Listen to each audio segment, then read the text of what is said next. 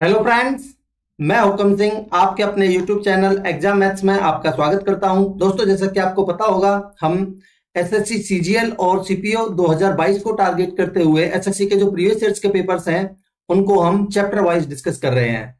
देखिए, आज के इस लेक्चर में हम क्या करने वाले हैं, आपके जितने भी एचसीएफ और एलसीएम के क्वेश्चंस आपके एसएससी सीपीओ 2020 में पूछे गए थे उनको हम कंप्लीटली डिस्कस करेंगे। इसके जो भी कॉन्सेप्ट्स बनते हैं, ठीक है, एग्जाम ओरिएंटेड, उनको हम सीखने की कोशिश करेंगे। ठीक है, अगर आपको देखिए मेरे द्वारा समझाए गए कॉन्सेप्ट पसंद आ रहे हैं तो प्लीज चैनल को सब्सक्राइब कीजिए और अपने दोस्तों में ज्यादा से ज्यादा शेयर कीजिए।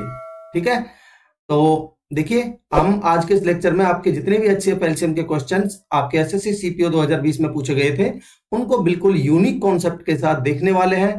ठीक है, तो चलिए शुरुआत करते हैं और पहला क्वेश्चन लेते हैं।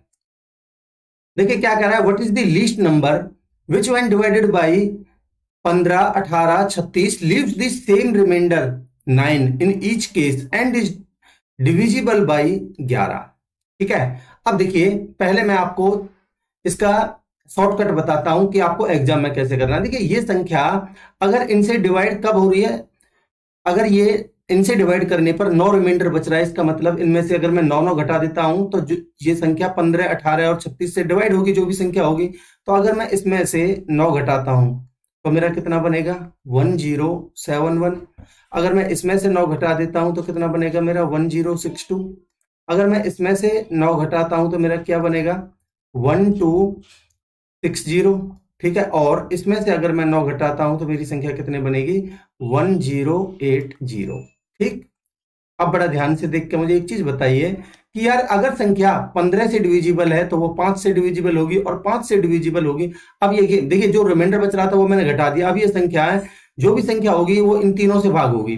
ठीक है, तो अगर वो संख्या 5 से भाग होगी तो उसके लास्ट में या तो 0 आएगा या 5 आएगा। ठीक है, यहाँ 1 है, यहाँ 2 है, ये दोनों तो नहीं हो सकते, यहाँ दोनों में 0 0 है। अब इसने बोला है कि वो संख्या 18 और 36 से डिविजिबल है, तो इसका मतलब वो संख्या 9 से भी डिविजिबल होगी। ठीक है, 9 से डिविजिबल होगी तो यहां देखिए डिजिट्स का सम कितना है, 6 और 2 8 और 1 9, ये भी है, और 8 और 1 9 ये भी है। बट इसने एक चीज और बोली है कि वो संख्या 11 से भी डिविजिबल होनी चाहिए।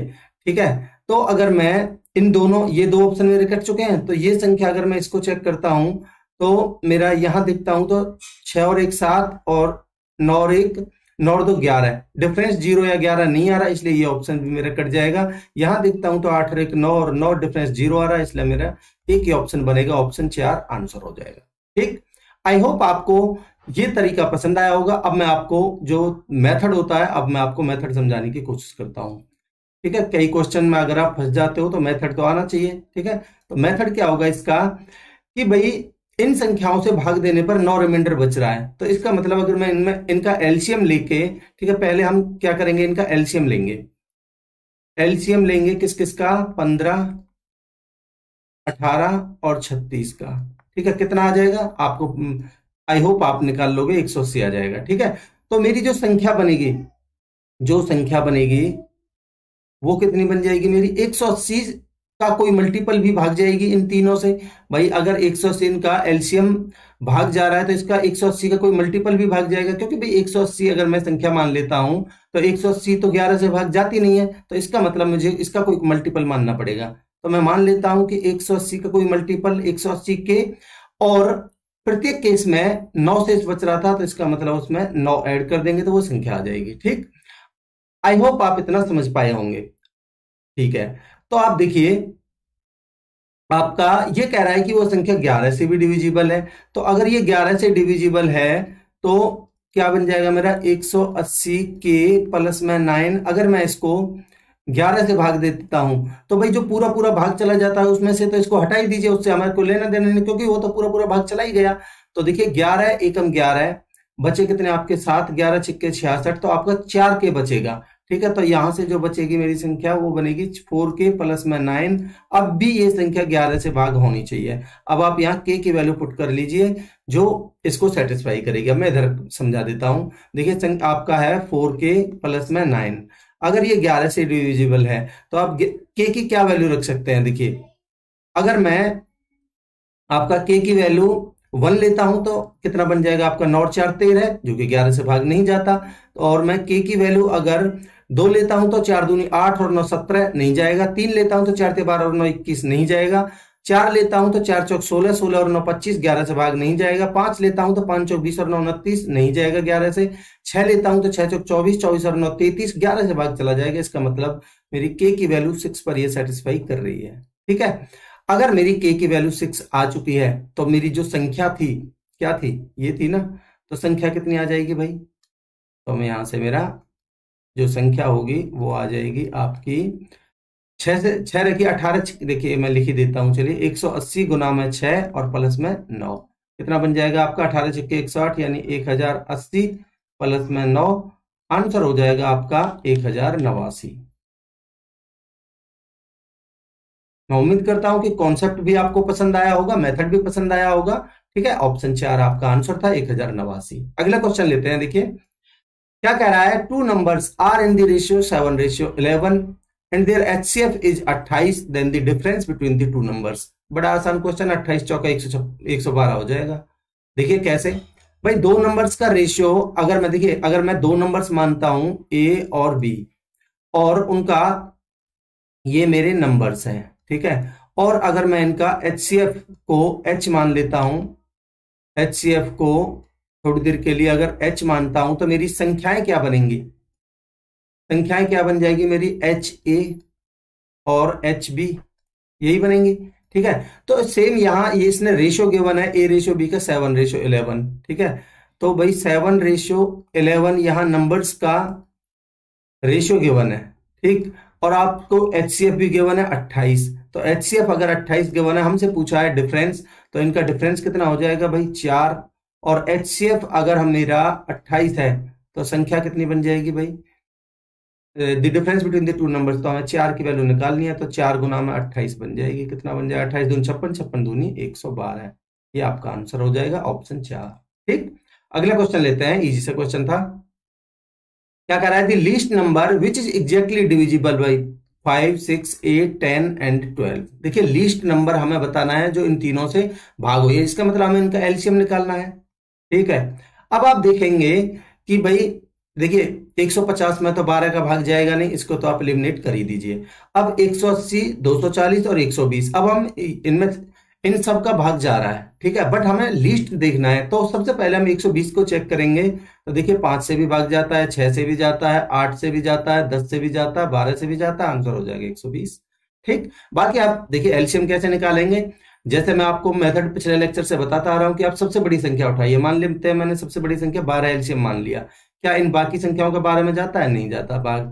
तो 10 में से आपका 2 इस बारे में आ चुका है, आपका बचेगा 5। ठीक है, अब अगली संख्या पे चलते हैं। 8 को मैं अगर लेता हूं, 8 में से आपका 4 इसमें आ चुका है, 4 या 12, तो 2 बचा है, तो 2 इसमें से ले लो। 6 की बात करता हूं आगे, 6 की, तो 6 आपका 12 में आ चुका है, 5 आपका आ ही चुका है, तो 12 पंजे 60, 60 दूनी 120, एलसीएम हो जाएगा आपका 120। आई होप आपको कॉन्सेप्ट भी क्लियर है, मेथड भी क्लियर है। अगला क्वेश्चन लेते हैं।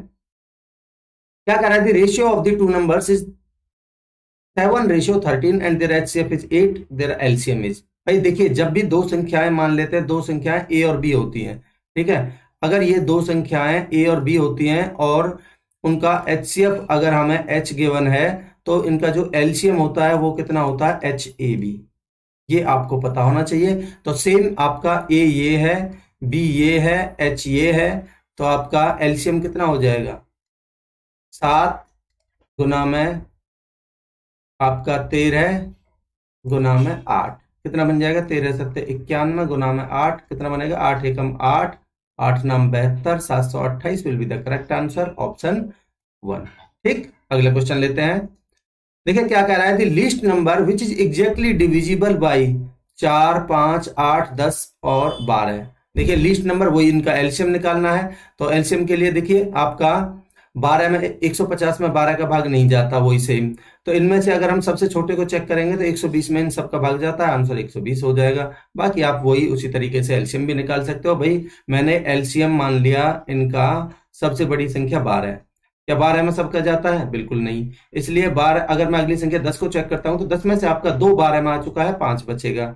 ठीक है, और अगली संख्या 8 पे चलते हैं, तो 4 आ चुका है 12 में, तो 4 दूनी 8 यानी कि आपका 2 बचा हुआ है। ठीक, और 5 आपका आ चुका है, 4 आपका 12 में आ चुका है, 12 5 60 दूनी 120 will be the correct answer, आपका एलसीएम होगा। ठीक, ऑप्शन 1। अगला क्वेश्चन लेते हैं। देखिए क्या कह रहा है, the HCF of the two numbers is 29 and the other two factors of their LCM are 15 and 13, the larger of the two numbers. देखिए इन दोनों में से लार्जर कौन सा है आपका 15 और एचसीएफ कितना है आपका 29, तो लार्जर संख्या कितना हो जाएगा भाई आपका 29 गुना में 15। बस इतना सा आपको करना था। 15 नंबर 135, यूनिट डिजिट 5 आएगा जो कि एक ही ऑप्शन में है। ठीक है, बाकी आप गुना करके देख सकते हैं। 15 नंबर 135 हासिल का 13, 15 दूनी 30 और 13 43, 435। ठीक है, ऑप्शन 4। अगला क्वेश्चन लेते हैं। क्या कह रहा है, what is the least number of the soldiers that can drawn up in troops of 10 12 15 18 and 20 soldiers and also in the form of A solid square. तो देखिए भाई वो स्क्वायर फॉर्म में होना चाहिए और इनका एलसीएम होना चाहिए। ठीक है, अगर मैं इनका एलसीएम देखता हूं तो ये 625 तो होगा नहीं। ठीक है भाई, इसमें 9 का भाग नहीं जाता, 400 भी नहीं होगा, 9 का भाग नहीं जाता। इनका जो एलसीएम अगर मैं चेक करता हूं तो मेरा 180 आएगा, बट 180 मेरा परफेक्ट स्क्वायर नहीं है, एक ही ऑप्शन है, ऑप्शन 4 आपका आंसर हो जाएगा। ठीक है, अगला क्वेश्चन लेते हैं।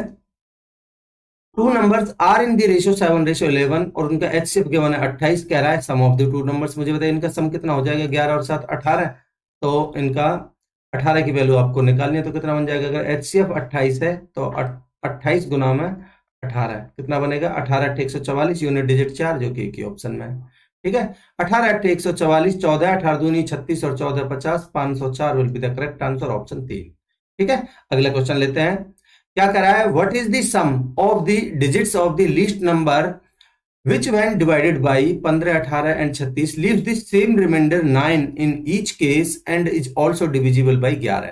अब आप मुझे एक बात बताइए बड़ी छोटी सी, भाई अगर कोई संख्या 18 और 36 से डिविजिबल है तो इसका मतलब वो 9 से भी डिविजिबल होगी, और 9 से डिविजिबल वो संख्या होती है जिसके डिजिट्स का सम 9 होता है।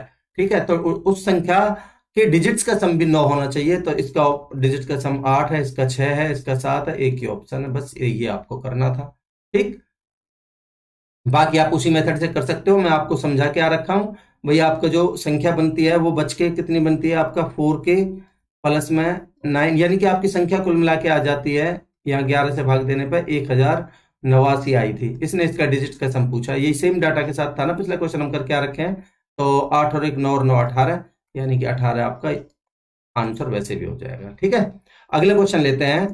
देखिए क्या कह रहा है, the HCF of two numbers is 29 and other two factors of the LCM are वही सेम 15 एंड 13। इस बार स्मॉलर नंबर पूछा है, तो स्मॉलर नंबर क्या है आपका 13 है, तो यानी स्मॉलर नंबर होगा आपका 29 एचसीएफ है, गुना में 13 कर दीजिए, तो आपका 13 नंबर 117, यूनिट डिजिट 7 होगा जो कि आपका एक ही ऑप्शन में है। ठीक है, 13 नंबर 117 हासिल का 11, 13 दूनी 26, 26 और 11 37, 377 आपका आंसर होगा, ऑप्शन 3। ठीक है, अगला क्वेश्चन लेते हैं। क्या कह रहा है, 5 bells ring together at the intervals of 3 5 8 9 10 seconds and all the bells are ring simultaneous at the same time, they will again ring simultaneous. इनका मतलब हमको एलसीएम निकालना है। ठीक, अगर मैं इनका एलसीएम निकालता हूं तो देखिए 10 और 9 का कितना आ जाएगा आपका 90। ठीक है, 90 में से आपका इस 8 में से 2 आ चुका है, 4 बचा है। ठीक है, 5 आपका 90 में आ चुका है, 3 भी आपका 90 में आ चुका है, तो आपका एलसीएम होगा 360। ये क्या है, सेकंड। अगर आपको मिनट में निकालनी है तो आपका 60 से भाग दे दीजिए इसको, 360 अपॉन में 60, 1 0 से 1 0, 6 6 36, 6 मिनट आपका आंसर हो जाएगा, ऑप्शन 1। ठीक, अगला क्वेश्चन लेते हैं। देखिए आपके क्वेश्चंस कंप्लीट हो चुके हैं। मैं उम्मीद करता हूं कि छोटा सा लेक्चर था, आपको कॉन्सेप्ट अच्छे लगे होंगे। ठीक है, बिल्कुल एग्जाम ओरिएंटेड अप्रोच के साथ मैंने आपको बहुत अच्छे से समझाया है। अगर देखिए आपको अगर मेरे द्वारा समझाए गए कॉन्सेप्ट अच्छे लग रहे हैं तो प्लीज चैनल को सब्सक्राइब करिए, अभी तक सब्सक्राइब नहीं किया है तो, और अपने दोस्तों में ज्यादा से ज्यादा शेयर कीजिए। आपके जितने भी स्टडी ग्रुप्स हैं उनमें शेयर कीजिए। ठीक है, और कॉमेंट सेक्शन में अपना फीडबैक जरूर दीजिएगा। ठीक, तो चलिए मिलते हैं अगले लेक्चर में, तब तक के लिए अपनी पढ़ाई को कंटिन्यू रखिए। Thank you so much.